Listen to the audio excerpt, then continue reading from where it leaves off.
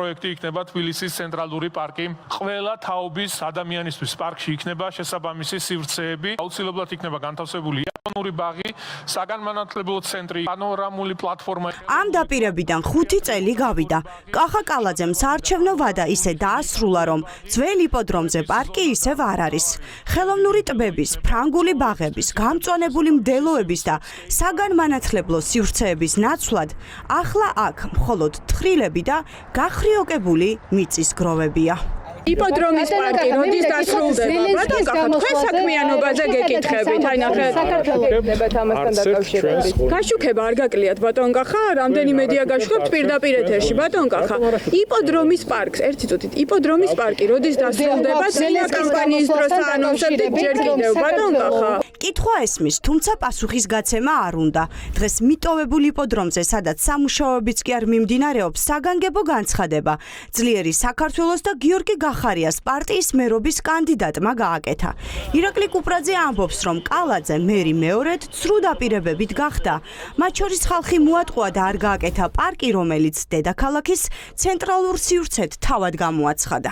კახა კალაძე უკვე მესამე საარჩევნო კამპანიას აგებს ტყუილებზე, დეზინფორმაციაზე და პროპაგანდაზე.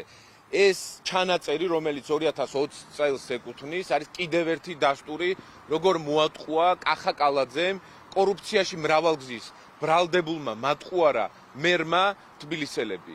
მრავალგზის უკვე 5 წელი გავიდა 2020 წლის საპარლამენტო საარჩევნო კამპანიის შემდეგ და ჩვენს უკან არის იპოდრომი, რომელიც ისევ არის გახრიოკებული. იპოდრომის ყველაზე მნიშვნელოვანი სატყეო ნაწილი ბიძინა ივანიშვილმა გაყიდა. ახლა იქ ცათამბჯენი უნდა აშენდეს. ნაწილი კი თბილისს გადასცა, მაგრამ იქ პარკი მაინც არ გააკეთეს.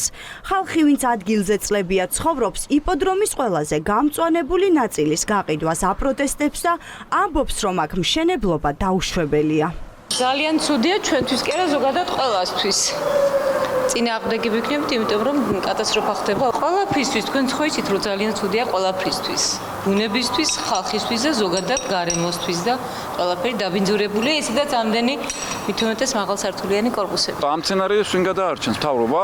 ამ მთავრობას ეს სცენარები ფეხებზე არ კიდია, არჩევნების წინ ახსენდება პარკები და ისინი რა. შარშან არის ხო ოქტომბერში საპარლამენტო, მაგისთვის ამოძრავდნენ დღე-დაღამე ტრაქტორები და ისინი მუშაობდა ექსკავატორები და მეთქი გამიხარდა 10 ძაღლს გავასეირნებ ცივილურ სამყაროში და ნუ ახლა მაინც იქ არავინ არ შემიშვებდა დღეში შევიდოდი, მაგრამ გაჩერდა მეთქი ამ არჩევნებზე რაღაცა ეშო. არჩევნებიდან არჩევნებამდე ცხოვრობთ რა.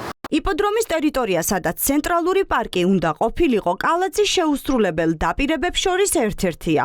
ასეთი შეუსრულებელი დაპირებები მერის ანგარიშზე არაერთია.